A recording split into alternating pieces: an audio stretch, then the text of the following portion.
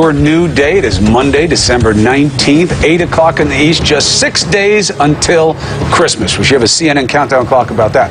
The Electoral College is set to make Donald Trump's victory official today. More focused than usual on the 538 electors in all 50 state capitals and Washington, D.C., as anti-Trump holdouts push for an unlikely twist to overturn the will of the voters. The other drama coming from Russia's alleged hacking during the presidential election. Mr. Trump and his team largely dismissed that issue, but a bipartisan group of senators are calling for a broader investigation. For just 32 days until the inauguration, and we begin this hour with CNN's Jessica Schneider. She's live in cold Lansing, Michigan, where the state's electors will vote later today. What's the latest, Jessica? Very cold. You got it, Allison. Well, Michigan's 16 electors will be casting their votes at 2 o'clock today. Electors will be in state capitals all over the country casting their votes as well, starting at 10 o'clock this morning in Indiana. Now, of course, December 19th is something that comes and goes every 4 years. It's largely ceremonial. But this year, we're expecting protests across the country. And already there have been thousands of calls for electors to, quote, vote their conscience, something that is highly unlikely given the fact that the majority of electors are party loyalists. Donald Trump getting one step closer to officially becoming the next president of the United States today. All 538 members of the Electoral College casting their ballots across the country. The typically ceremonial process in the spotlight, since some are urging electors to go rogue and block Trump from the office. For that to happen, though, 37 Republican electors must switch their votes, a scenario seen as highly unlikely. The question is whether there are 37 Republican electors who think that either there are open questions or that Donald Trump, based on everything we know about him, is really unfit to be president of the United States. So far, only one elector, a Republican from Texas, has said he will not cast his vote for Trump. It's time to pull the brake. Some Republican electors say they've gotten thousands of letters, even death threats, after pledging to vote for Trump regardless of outside pressure. It's utter hypocrisy, because I don't think that if the roles were reversed, most of these people would be okay with electors being faithless. Trump fighting back, tweeting, "If my many supporters acted and threatened people like those who lost the election are doing, they would be scorned and called terrible names," after praising the Electoral College over the weekend. The electoral vote, and I never appreciated it until now, how genius it was. Meanwhile, the president-elect's top aides continue to question Russia's interference in the U.S. election, now asking for a unified presentation from U.S. intelligence agencies. If there is this conclusive opinion among all of these intelligence agencies, then they should issue a report, or they should stand in front of a camera and make the case. President Obama speaking out about the hacking operation in a new interview. The issue now is not relitigating the election. The issue now is for us to learn lessons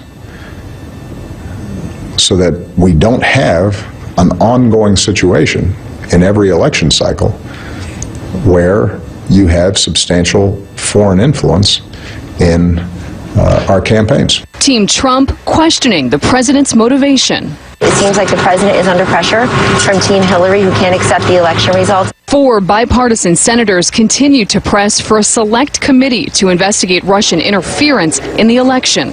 This is serious business. If they're able to harm the electoral process, then they destroy democracy, which is based on free and fair elections.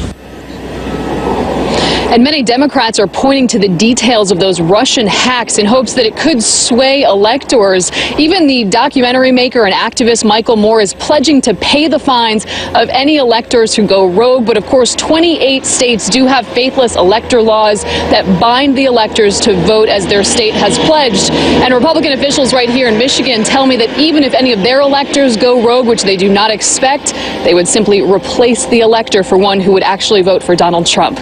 Allison? Okay, Jessica, thanks so much for explaining all of that to us. Joining us now is Karen Finney. She's a former senior spokesperson and advisor for the Hillary Clinton campaign. Good morning, Karen.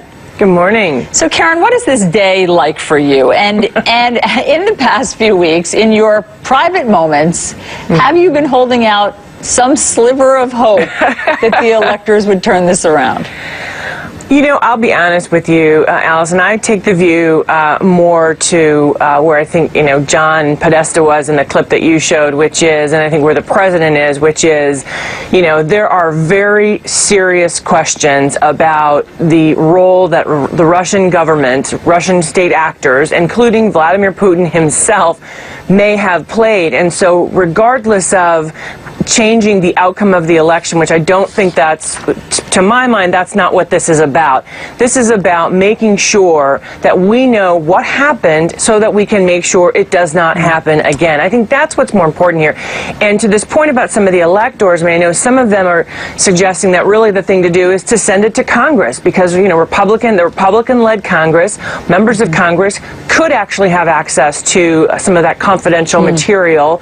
And then they too would have information that I think the electors feel, at least certainly the ones who've asked for a briefing on what may have happened here, to really understand, what actually happened and, what do we need to do to make sure it doesn't happen again.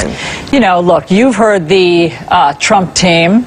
They say that you guys are just grasping at straws. This is all a distraction. This is a red herring, pardon the pun, to say that Russia in any way played a role in the outcome. Let me play for you. Basically, Kellyanne Conway is saying that your team, is just politicizing this. So let me play for you what she said about you guys.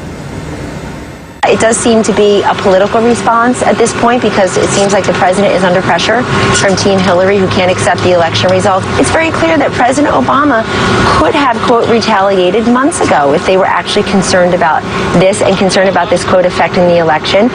Whatever his motives are, whatever his action is, we'll respect it as Americans. What's your response, Karen?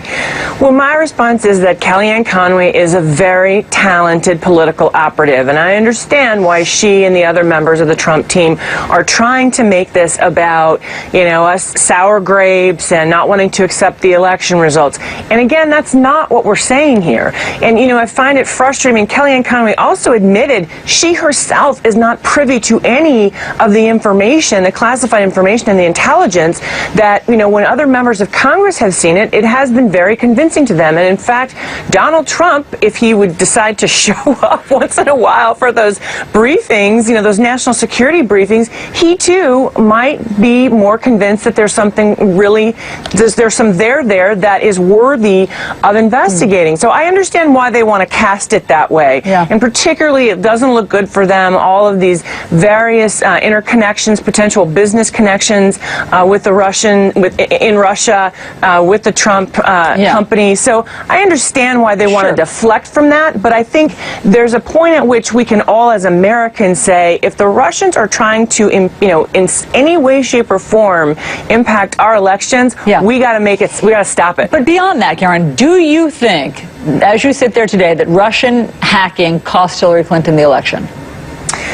I don't know the answer to that, and I don't think we will ever know the answer to that. I think the more important question is, did we, and this is not a country that is, our friends at this point, did they did they hack, and did they use information in a way to, put the thumb on the scale of the election, to do something nefarious with regard to the outcome of the election? I just think as an American, I just want to know the answer to that question, because I think it's so important. Yeah, and now that the smoke has cleared somewhat, and it's been several weeks since the election, actually longer, what do you think went wrong with your campaign? I think there are any number of things you can point to, be perfectly frank with you. Everybody's got a theory about we should have gone to this state or that state, and we could have spent more money here or there.